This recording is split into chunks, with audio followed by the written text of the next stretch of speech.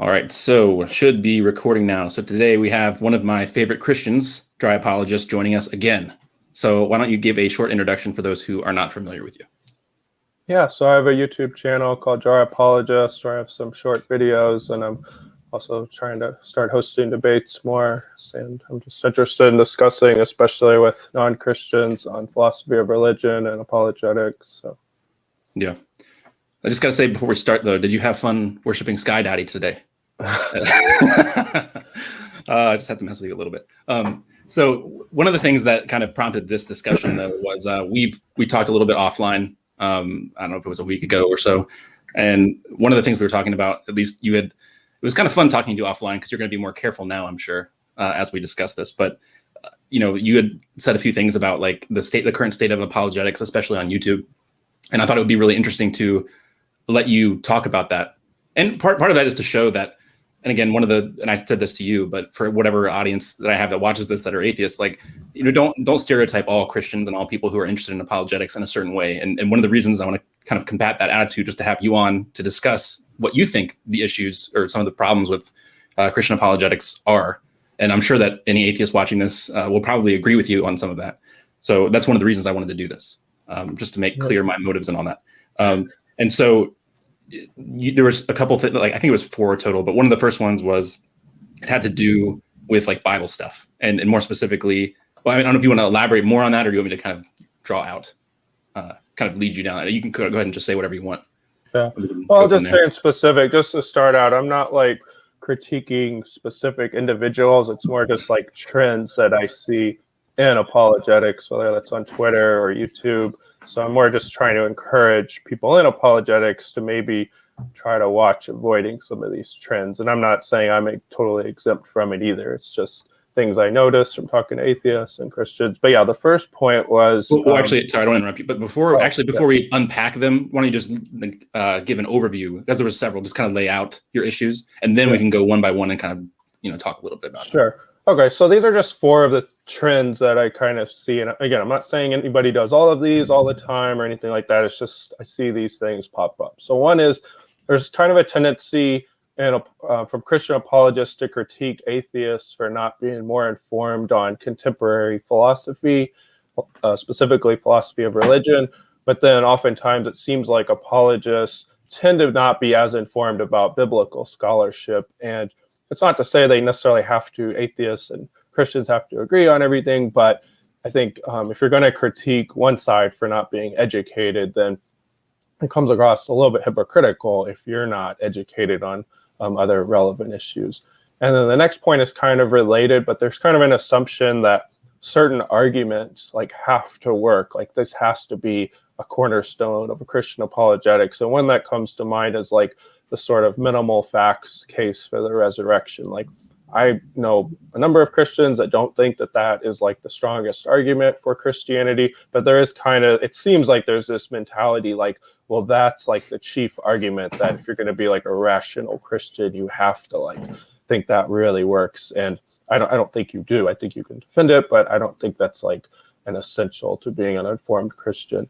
And then the next was, and this is probably the biggest for me, it's not focusing enough on like some of the more difficult points, less talked about points in apologetics. And probably that's because those are more difficult to deal with. So some that come to mind is a lot of times focusing on the problem of evil. It's more of a focus on the logical problem and not really the evidential problem of evil, or suffering, which I think is more difficult, specifically like animal suffering tends to be avoided.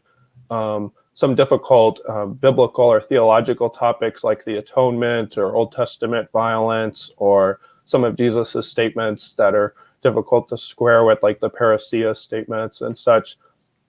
These issues tend to be avoided, not by everybody, but and I think like there can be good fruit, and like I think there are some decent responses to some of these issues, or all of them, but they just tend to be avoided altogether by a lot of apologists. And then the final point is that I think there needs to be more of a focus on talking to others who do raise points that people respect and say like, well, that person's got a strong argument, but maybe that person's not as popular, or they're viewed as being more controversial. And there's a tendency to write that person off as, well, they don't have enough subscribers, or they're too controversial, they're a troll. And, those things might be true, but that doesn't invalidate the argument that they're making. Like, I make arguments that I think should get more of a fair hearing.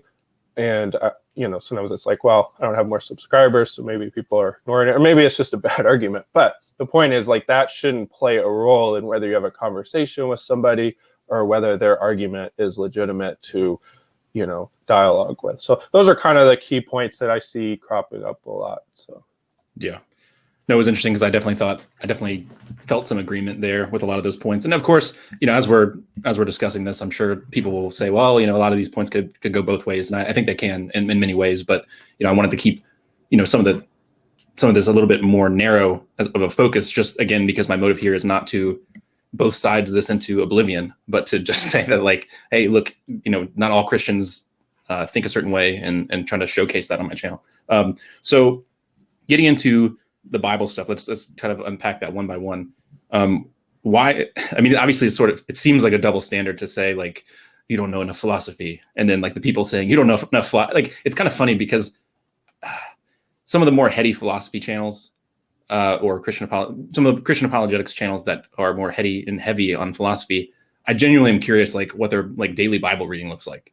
Like, just from my own, not that like is the be all end all, but it's like, it's just kind of funny to me, like in the way that you're describing it, like this whole, like, you atheists that deny Christianity need to like know all these philosophical arguments, and like the people saying that, I think, probably know an embarrassingly little amount about like the Bible, either in like its academic kind of confines, or just even from a personal day-to-day life. Like, I wonder how many times have these people even read the Bible cover to cover? Like, those are the questions as a former devout Christian that I'm thinking of when I'm trying to engage both philosophy and Bible stuff, and then watching other people.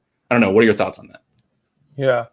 I mean, it's hard to know, but definitely if somebody's not touching on those issues, or they're not diving into it with more of an awareness, because like if you do know about the topic, you're probably gonna show some awareness of some of the at least the consensus on some issues. And I'm not saying all apologists, but there are sometimes I'm listening to channels and there seems to be a lack of recognition of some of the biblical scholarship. And a lot of the biblical scholarship has believers in it. They just take positions maybe that aren't your everyday, position in mainstream Christianity. But that's not to say it can't be. It's just, certain views in biblical scholarship are going to be viewed as more controversial to a lot of Christians. But again, I don't think that it's irreconcilable with Christianity, and that's why the conversation needs to happen regardless of what side somebody ends up coming down on. But it's not going to help the rationality of defending the faith if Christians come across as uninformed and they're not engaging with oftentimes what are majority views in biblical scholarship. So yeah, those are just the godless heathens, though, that say that stuff, But it is interesting, though, because it seems to me, and again, this is somewhat big picture speculation, but it does seem like there are some people that will say, when it comes to the Bible stuff, they'll be heavy on certain philosophy stuff, but then it's like, well, this shouldn't bother you about Christianity because here are all these resources, that you could look to like find an answer. And it's like, I wonder if the people recommending some of these resources have read the resources, you know what I mean? Because some of the resources they suggest conflict with one another based on their approaches. So it's just some of these kinds of things suggest to me that it's more like, it's like a shotgun blast. Like here's the stuff I'm interested in focusing on, which is fine to a degree. But if your goal is to like keep people in Christianity, at least or convert people, whatever, there might be different goals that people have, but there has to be more of I don't know. It seems likely that one should kind of explore other areas rather than just be too narrow in their focus. But I don't know. Yeah. I don't know if you have any other thoughts about that. Well, yeah, one of the things that kind of bothers me is a lot of times, and it can go on both sides, but like a lot of times on the Christian side, there's this kind of Morian shift approach where it's like, well, these arguments for Christianity are so good that we don't really have to engage with those points. But it's like the other side could do the same thing. Yeah. Like they could say, well, look, these biblical issues or whatever are so pressing and you guys avoid them so much that we can just flip it right about. And like my perspective is like, I think we can embrace both sides, but You have to have the conversation, and maybe some people can't, but I think you have to have the conversation. In my perspective, you can embrace both sides, but if you're not talking about it at all or very little, then there's no fruit that's going to come from that. So, right. And I mean, that's the thing too, is like, I keep trying to emphasize, one of the reasons that, at least from autobiographically, one of the reasons I do like to, I'm starting to talk a little bit more about philosophy than I had in the past, but I'm trying to do kind of both, is because when it comes to Christianity or not believing Christianity, it's a total package for a lot of people. It's not just, not everyone, I would say most people, it's not just like, okay, here's theism, here's like one sort of canned argument for the resurrection, like bada bing, bada boom, like nothing's going to bother me again, nothing should bother me again. Like you might say, okay, if Christianity is true, it entails divine inspiration. If divine inspiration is true, it entails that either, genocide is okay in some circumstances, or a perfectly, good being depicted himself in some way that was incorrect. But you know what I'm saying? So there's all these issues that might lower your confidence in the resurrection that aren't related to the resurrection. Because you might say, that the plausibility of what you're telling me about this affects how I'm going to see the plausibility of this over here. It's a total, and then I think people need to pay more attention to that on both sides, because it's not just, here's this one argument for the resurrection. There's all these considerations that go into whether you would find something like the resurrection plausible. And so for Christians watching this or apologists, that's why. And I think what you're saying here is that it takes more than just, a couple arguments for theism and maybe like one, spammed argument for the resurrection to like make Christianity plausible for people that you're trying to reach. So anyway, I'll end my rant, but I don't know if you want to say more, because I feel like we're feeding off each other in a good way. So yeah. And I mean, for me, responding to the difficult issues, I think is more important than giving strong positive arguments. And that may not be the case for everybody, but they're at least equally important. So if you're just avoiding a bunch of issues, or you just touch on them a little bit, or you just give one side and it's like this really narrow side that's not really the academic consensus, but then you're going to turn around and appeal to an academic consensus, it's just going to be kind of a mess. And I'm not saying everybody does that, but academic consensus says Jesus exists, and I'm going to deny academic consensus in like a bunch of other areas. So, put that in your pipe and smoke it.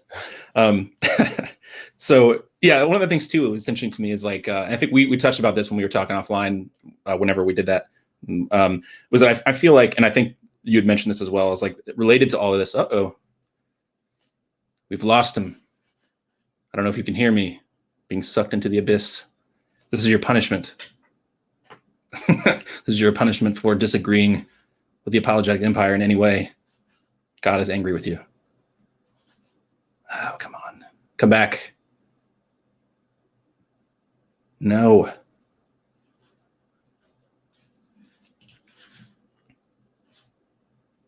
I really don't want to cut some of this out because it's annoying to do that. Come on, Dry. Let's see here. Dear Heavenly Father. Okay, I was going to start praying and see if something happened. So there it is, people. Everyone watching this, God does exist. Can you hear me, Dick? Can you hear me, Caleb? Yes. I said a prayer and you came back on. Hey, can you see me? No, but I can hear you. Okay. There we go. I lost power, but now I'm I literally just said, Dear Heavenly Father, and then you pop back on.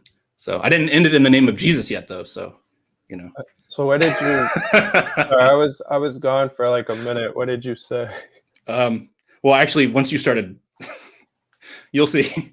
Well, anyway, I'm not cutting any of that out. I was thinking about it, but I'm not. Anyway, so I didn't say anything important. I started making jokes. Like when it's on the screen, there's like a little wheel and it was spinning. And I said, this is your punishment for criticizing the apologetics empire. And I said a lot of other things. So, okay. I don't necessarily condone those statements while I was gone, but let's keep going. Okay. Evidence for God. So one of the things I was going to say that it seemed to me that we agree. It's like an ice cream truck outside of I don't know if anyone can hear that. That's going to be funny. Anyway, so it seems like people get sometimes too bogged down, like in theism itself, like as if, just making theism plausible sort of makes Christianity plausible for everyone. In reality, I think one of the things we discussed earlier, or like I said, when we talked offline, was that it's not just that, like, yes, atheism is growing, but the thing that Christians should be worried about are the nuns, and the nuns didn't just in a wholesale give up all supernatural beliefs. So the people that are leaving the church in droves are not just atheists. It's not just atheists. Like, people are obsessed, it seems like, with refuting atheists, when in reality it's not just that we got to like make sure theism is plausible, because there's these nuns. I feel like if you talk to them, you're going to say, the idea that there's some higher power above you seem plausible. And I think a lot of them would say, oh yeah, that doesn't seem crazy. So the people that are leaving the church are leaving organized religion. It's not just that they're all becoming atheists. And so I don't know if you have anything you want to add to that, in the sense of people getting bogged down with like, just got to make arguments for theism and everything's going to be okay. Like, that seems like the argument, or it seems like the approach that a lot of people tend to take. Yeah. Well, and from my perspective, I can, appreciate that approach, because I do see it as like a really core issue. But yeah, I mean, I agree. You got to deal with the other stuff too, especially people not involved in apologetics. I know Randall Rousers talked about that, like theism, atheism debate is not the main issue for a lot of people. It's other stuff. So you got to really touch on all of it, I think. Yeah. Yeah. And I've said before that if I like suddenly, well, I mean, I know you disagree with this, but like if I just suddenly became a theist overnight, like it wouldn't make Christianity that much. I mean, I guess it would raise my credence a little bit, but it wouldn't make me a Christian. I wouldn't be like, wow, well, Christianity is probably true because theism's true. Like, it really just wouldn't. And I don't know, because I mean, some of that has to do with what I think is a good approach to skepticism of miracle claims. Also, based on what I think the kinds of sources we have are for the Gospels and other things. But I don't know. I don't get the obsession with just trying to like prove theism as if that is like the golden, I don't know, path to Christianity itself. I think that there's more to be done, and I think that's what you're saying. So, yeah, probably more on the pro. We probably disagree some on that point, but yeah, I get what you're saying. Yeah. That would be another conversation, but yeah. Yeah, no, I understand that. I mean, we've had conversations in the past, I think, that alluded to that, but yeah, I'm just trying to give my testimony, as it were, for supposed Christians watching this. I'm saying for me, like, if you convince me that, well, especially if, well, that's another, again, I don't want to go down that rabbit hole, but if I felt like consistent classical theism was true, I definitely wouldn't be a Christian. But if I just thought theism was true just in general, I would still be like, have a lot of reservations to just accepting Christianity wholesale after that. And I think that that's rational. But anyway, we can sort of move on past that. Yeah. And the other one was the having too much emphasis on certain types of arguments. So I don't go ahead and elaborate a little bit more on that. Yeah. Well, the main one that comes to mind is that minimal facts case for the resurrection, which I don't place a lot of stock in, like, for my own belief. That's not to say somebody can't make a good case for it, but it's more what I'm critiquing is like the assumption that that's the only way to argue for Christianity. And there's kind of this like cookie cutter approach, I feel like, assumed in apologetics. Like, these are the arguments you got to accept. And oftentimes I feel like it's because there are like a couple famous apologists that take a certain approach, and then people tend to mirror that apologist. Again, I know that's a point Randall's made, that, like, oh, William Lane Craig argues this way, so we got to argue this way. And I mean, there's other ways to argue, and not everybody sees it the same way. That's more of a minor point, because it kind of comes down to whether you think that's a really good argument or not. But I think it is important to point that out. Yeah. I think too, and I think part of that, I'm not sure if this has to do somewhat about why you're like, that's not that great of an argument, because I think that you actually are, I think we might have some common ground on the sense that in general you have a skepticism towards miracle claims. I think I remember you talking to someone from Real Atheology and about Hume and about miracles, and it seemed to me that you were have a general skepticism of miracle claims that's probably more so than some Christians, at least. I don't know if you want to say anything about that.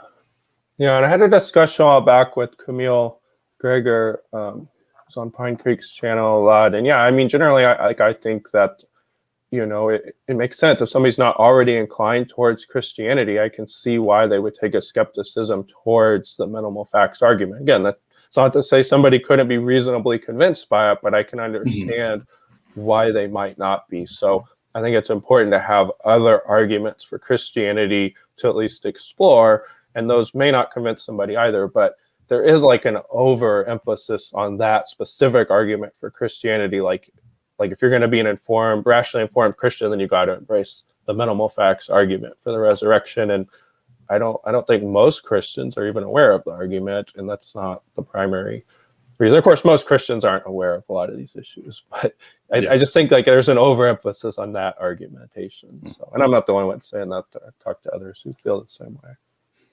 But don't you know you can just deny all of mainstream biblical scholarship and defend it that way? You can just say all these positions are wrong, and it's like direct eyewitness testimony, all this.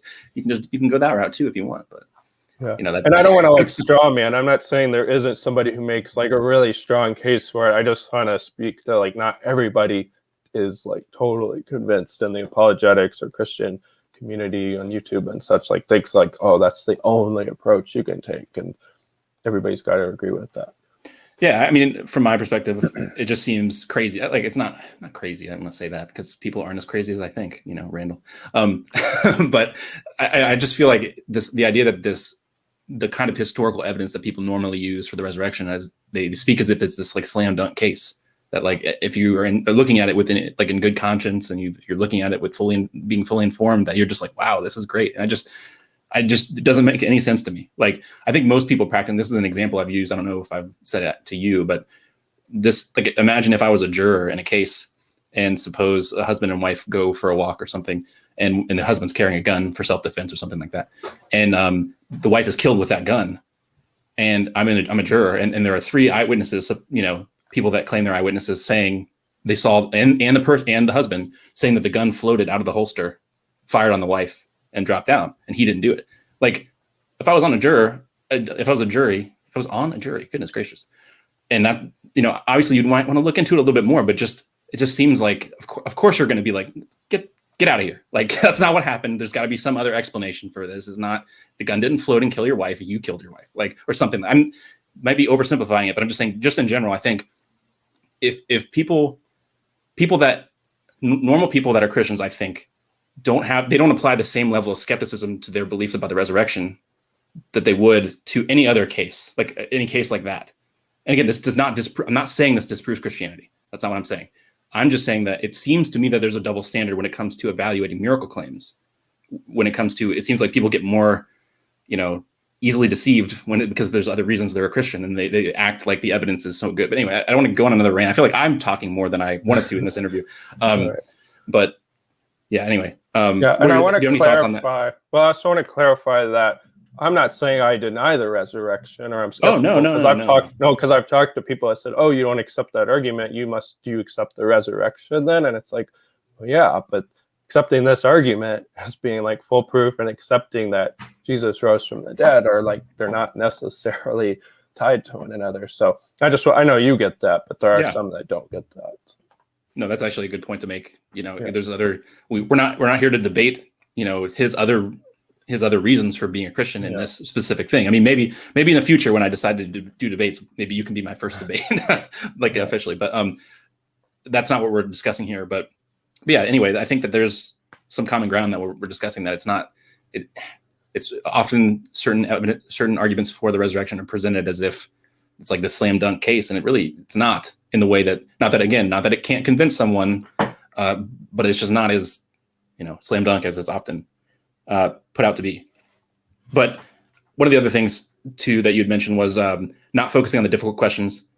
And I mean, we'll go one at a time through some of the things that you think are important that should be focused on more that aren't, and why you think that. Yeah, and these were just some of the ones that come to mind. And so the first one was the evidential problem of evil and suffering and animal sufferings related to that. So, I mean, the problem of evil, oftentimes apologists will acknowledge like, well, that's like the main argument going for atheism. And of course there are others too, but like that does tend to be the historically, at least, the main argument. And I would agree. I think it's the strongest argument for atheism in general. We're talking about atheism, theism, but then they really don't usually engage with the evidential. It's usually a logical problem. And of course, you understand that distinction, but just to draw the distinction a little more, usually it's focused on sort of suffering in general, rather than like specific cases of suffering. And sometimes I see that where somebody's like, well, can you go into more like this specific case? And a lot of times theists and apologists will say, well, that's where skeptical theism comes in. And that's fine. I mean, I'm not a fan of skeptical theism, but you know, it is defended. But usually it's not really looked into at all. Like, well, then give a case for skeptical theism. So I just wish that issue was focused on more. And I know other people feel that way too. Yeah, but to elaborate too, I think it's not just specific instances, but like, so for example, logical problems evil tries to show like an incompatibility between theism, and then, whereas an evidential is like, well, theism probably is false, rather than like it's definitely false based on these premises or something like that. But yeah, it's funny you bring up skeptical theism. That's another thing. Like if I accepted the combination of theism and skeptical theism, then again, I wouldn't be a Christian, because I feel like, and we've talked about this a little bit before, is I feel like, one of the ways that people try to defend Christianity is they will say something, and again, if you're not a skeptical theist, this is totally valid. But if you are a skeptical theist, I think it's not. But they'll say something like, well, if theism's true, then God probably would reveal himself in some mainstream religion. Well, Christianity seems to be the kind of mainstream religion that has the most evidence behind it. Therefore, probably God revealed himself through Christianity. But again, someone that's a theist who is not really that impressed with the evidence for Christianity might say, well, probably, God might have hidden reasons not to reveal himself into some world religion or something like that. And because even the best world religion evidence, Christianity, isn't that good, then probably he didn't reveal himself in some world religion. And there might be hidden reasons why he didn't do that. So I just think that's a whole nother thing that I think actually might be not good for Christianity. If lots of people become theists and also embrace skeptical theism, I'm not sure that. Anyway, I feel like I'm rambling a lot today. No, Jesus. That's right. So yeah, skeptical theism has some difficulties, and those oftentimes get talked about a little bit. But yeah, like there's a whole host of difficulties with skeptical theism. Some I think are more difficult than others, but yeah, usually the conversation I find isn't really had. And maybe there are smaller channels out there that are more talking about the ones that get more views and such. Yeah. Don't you know that you can distinguish the problem of evil between, the emotional problem of evil? What do you think about the attempts to kind of, undercut, by just, you're just emotional. Like you care about those little animals, too much. And like, what do you think about that? Oh, yeah, I think that's just irrelevant, because like there is an emotional aspect to it, but there's an emotional aspect to all our beliefs, but the emotions are tied to the intellectual reasons. Like, right. I don't know that it's fair if like an atheist says like, well, you're a Christian because you had this emotional experience, but the Christian's saying, yeah, but that emotional experience I think is connected to some intellectual experience as well. Like they are tied to each other, but even if it is emotional, like you can still deal with the logic of the argument. So it's just, I don't like moves like that. So. Yeah. The other two, so we sort of hinted at. Oh, so I guess do you want to say anything about anything further about the evidential? No, that was fine. I think we touched on that. And what about like Old Testament violence in the Parousia? Say anything more about like why that's important to address, or what your thoughts are? Yeah, well, the Old Testament violence, you had a discussion with Randall on that, and that's been talked about, and that is getting talked about more, thankfully. I mean, about 10 years ago or however long, it's getting more attention, just like the problem of hell is getting more attention. And I think that's really good, because those are issues that bother people, but it is still passed over some. And like, I think that's a huge issue. Like, that gets brought up a ton, and it can't just be passed over. You need to do you're going to do a 2-hour stream about the Kalam. You need to do a 2-hour stream about Old Testament violence. Because like, it's a huge issue. Yeah. So if you're going to say the Bible is inspired in any sense, you have to deal with why does it have these passages. And obviously there's a whole bunch of different responses, but some Christians even don't agree with some of those responses, and they're not finding them satisfying. So you have to really dig into it. Right. And then, the parousia is another one, but even more so, there are clearly there are statements in the New Testament, in the Gospels, where there's kind of, at least seems to be an implication that the second return of Christ was going to happen very soon. That sometimes gets brought up, but it's almost never dealt with, ever. Mm-hmm. I want to have more conversations about it, because I think that this is something that both sides can agree on. I think we can meet in the middle. Like, this shouldn't be a defeater for Christianity, but we may have to re-examine the way we interpret some of the evidence. You can't just say like, well, that's just, I don't want to get into it because this isn't our main focus, but there are some approaches to it that just I don't think they work. But I've seen this issue. Anytime it gets brought up, it gets way too easily brushed aside. And it's a major issue. I mean, this is one of the major points. I think that I get it. Like, that's a difficulty. No, it definitely is. Because I wrote a blog post a long time ago, and I think you actually discussed it, a while back, which used, basically I was trying to make an argument against Christianity without appealing to just miracle stuff. I was trying to just use like the Old Testament and interacting with the New Testament. And one of the things is like, if someone makes a false prophecy, then, they're not from God or whatever. There's some verse in the Old Testament I can't remember off the top of my head. And then you can make an argument that, Jesus made a false prophet. You can go that way, or even say there's verses in the Old Testament that say like, even if a prophet like does miracles and they are not teaching in accordance with what I'm teaching you right now, Yahweh's teaching you, then ignore that prophet or something. So anyway, the point is, again, this goes back to people are getting so stuck on certain kinds of arguments for Christianity, or even against Christianity, which is what I was trying to do with that post, and which I definitely will talk about more in the future, is that it's like these same stale concepts on both sides keep coming up over and over. And there's different ways to argue for and against Christianity that people aren't exploring. And I think that's we're doing a disservice as apologists and counter apologists by only just constantly arguing about these same things over and over and not looking for other ways to explore whether it's true or not. And I think that's one of the reasons that we kind of get along a little bit, because I think you have some unique stuff, and I try to put some stuff forward as well. But yeah, because like I really want to. I don't know that you can have certainty about much, but like I want to have a rationally informed belief, and I hope that most Christians, especially those involved in apologetics, do as well. But then that means you need to engage with all of the issues, and I mean, it's not good to just like say, well, we won't address that, and maybe our listeners won't know about that, but they might go find out about it. It's not that hard, right? Yeah. Listen to stream or read whatever. So it's silly to not address these things.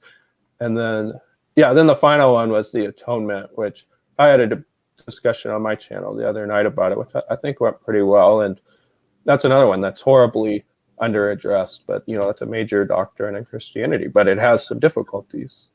Yeah. No, it definitely does. And I mean, some people, like, it's so difficult to the point where someone like, again, we're bringing up Randall Rouser. If I'm remembering correctly, his approach is basically just agnostic towards how the atonement works, because there's so many, like, I think he basically says like, there's lots of different, ways of depicting the atonement in the Bible.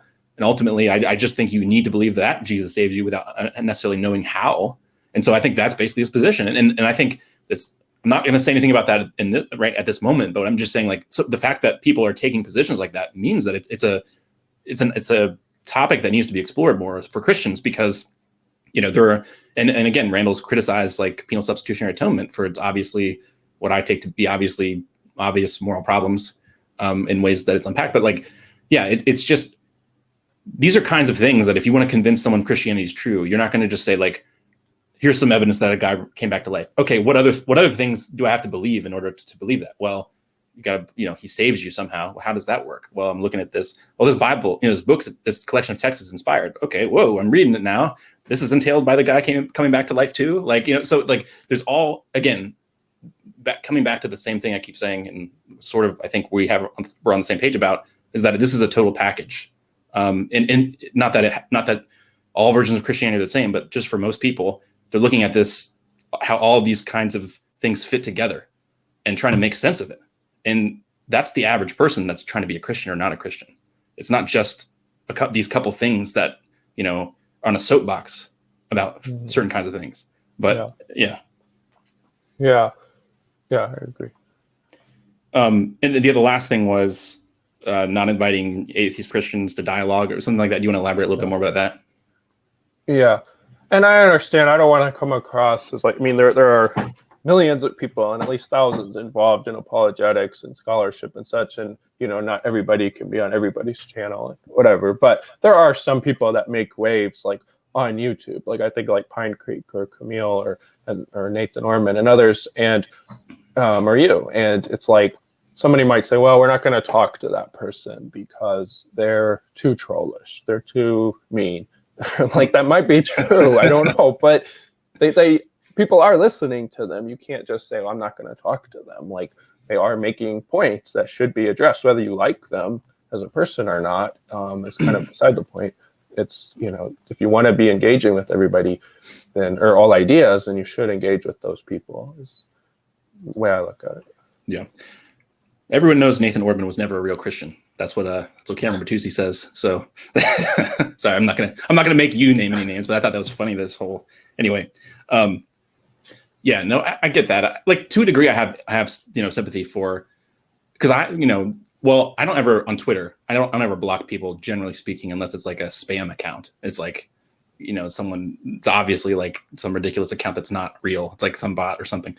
But other than that, I don't normally block. And I do, if there's people who I interact with over a long period of time that demonstrate themselves to be trolls, then I will like mute them or something. So if I'm extrapolating from that, I would understand that maybe there's some people that within apologetics that don't want to platform certain kinds of people, but at the same time, the kind of judgments that maybe people in the apologetics empire make about certain people that are trolls, I think, are inaccurate. Not everyone. Not trying to.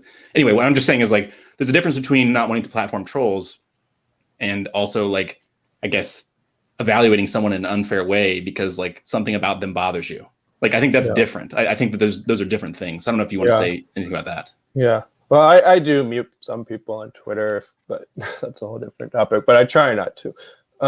You're supposed to be engaging with everyone, you hypocrite. Anybody wants to come on my YouTube channel, though, to have a discussion, I'm open to anybody coming on, as long as, with some qualifications. But I think there's a difference, though, between being a troll and, I guess it's kind of like the difference between a benevolent troll and like a vicious troll. I don't know. Okay. Like, there are people who can be trollish, but they still do make points that need to be addressed, rather than somebody who's just like, you're an idiot, like, you worship Sky Daddy, and like that person who has there's no intellectual substance to what's being said. Like, that's a waste of time to address. But somebody's making an argument you find unsound, and maybe you also think they're a troll, but there is some substance. You see other people saying, yeah, that's a valid point. Well, it needs to be addressed then. Like, does it matter if that person's technically a troll? So that's, I guess, the distinction I would make. But everyone knows it's a popularity contest, Caleb. So, well, and I'm afraid that that's the impression that people get from a lot of apologetics, is that it's a popularity contest, and that's what I hope it moves away from. I'm not saying anybody's intending it to be, but that's what I get worried about, that it rubs people the wrong way too. And apologetics, I think, isn't just about the intellectual arguments. It's also about being charitable to people. And if you come across as uncharitable, whether you mean to or not, that is going to hurt your apologetics, I think. So that's where I'm really just wanting to see people shift away from some of these behaviors. And I'm not saying I'm exempt from all of them. I'm just saying I see these things. So that's just the point. No, I mean, I can't criticize people who troll a little bit, because I obviously like try to be a little bit provocative with some of my stuff. But some of the stuff that I do is, some of it's kind of like meta critiquing the apologetics empire. So sometimes I'll like make my titles in the same kinds of way that they would, because I'm like, consuming enough of their content, or like my thumbnails I'll make really dramatic, just because it's kind of like it is effective to some degree, but it makes me laugh, because I'm basically using their own strategies, as an atheist YouTube account. But anyway, so rather to end on this note, what do you think some good channels? I know you don't want to say anything bad about some of the channels you're criticizing, but I want to give you this opportunity, and to anyone that's watching this, because we don't have to go the full hour that I normally go, because this is a little bit narrower. But what do you think some good, other than yours, obviously, but like, what are some good Christian YouTube channels that do apologetics that people should check out? I know that I'm going off the top of your head, but if you can think of which ones you think. And I'm not going to list big channels, because I meant smaller they're channels. Already getting lots of subscribers, and that's not to say they're doing a bad job. It's just that, let me look at some of the small ones that don't get enough love. Democracy of the Dead it's more of a philosophy channel, but that one, they're very low on subscribers, and they're interested in looking at the philosophy. They're not interested in the polemics so much. Let's see, Brute Facts podcast is a really small channel that, again, not apologetics as much, but it's a lot of philosophy of religion. Spartan Theology's a friend of mine. He has a lot of good, he's definitely not, he's trying to, be truth seeking. He's willing to have anybody on. It seems Adherent Apologetics hosts a lot of different, I know they've responded to you a couple of times, and They've had me on a couple of times. And whether you agree or disagree, it seems like he's willing to have anybody on. So I think that's really good. Craig Reed has had a number of good discussions with atheists. He's very open-minded. Converse Contenders had a lot of good discussions. I know he's interested in engaging with lots of different atheists and people across the board. Inspiring Christianity is a smaller channel. He's willing to have lots of people on, and I know he's not always happy with all of apologetics. Let's see. My friend John Buck, but he hasn't posted anything in a while, but I know he's planning to. Yeah, there are some other channels too, but those are the ones that are more engaging in like some apologetics types content that are smaller channels that I would recommend. And if I forgot somebody, I'm sorry. Those are the ones that I'm looking at. That feel free to leave a nasty comment in the below for Caleb. Hopefully, I called you Caleb because I know you had your Caleb in your. Hopefully, that's okay. Because I think fine. you had it on Twitter for a while. I'm not hiding my name. Yeah. Okay. Well, my name's Dustin. Okay, I don't think I've ever shared that, but because I'm, no one can figure that out just from my first name. Anyway, so so I will plan to. I'll go through that list and I'll actually link their channels in the description. And when I post this on Twitter, I'll actually tag them. Well, I'll probably post it and then later tag a comment or something and just at them just to say, Caleb recommended you, and here's some channels you can check out or something. So what are your future? I know that you deleted a lot of your old, for your YouTube channel. We're talking about apologetics. You had deleted some of your old conversations. You deleted the one that we had, one of the first ones that we ever had. So I'm very hurt, and I want to know what your future plans are. It's a long story, and I lost some of the content. I feel really bad, and I'm trying to retrieve some of it. It's a long story, but I feel bad about it. But yeah, some of my old conversations were lost, but it wasn't against any of the people that came on. I appreciate them coming on, and I won't lose stuff in the future. I'm wanting to host debates and discussions. Particularly, I like framing as debates because it gets more views. But and basically these issues that aren't getting talked about enough, I want to give a soundboard, and I really want apologetics to grow and focus on some of these issues so that we can find, what strategies work, what don't work. And for some people watching, it's going to be, well, none of it works because it's all just a failure. But, for some, I think they could see, we could narrow down on some approaches that may not work and some that might be more fruitful. So that's what I'm trying to move towards doing, though, on my channel. So, you want to be in more debates or just host debates, between two people? Oh, both, yeah. Okay. I mean, I'll debate anybody on a topic that I'm aware of. Anybody wants to debate me at some point, I will, if they want to. But yeah, if they need me to host stuff too. Now, I'm not as interested in hosting things like, did Moses exist? Or I don't know. It's just some that are more like fringe, like biblical topics. That's probably for another, not fringe, but just some topics maybe are too narrow. I'm more focused on philosophy of religion.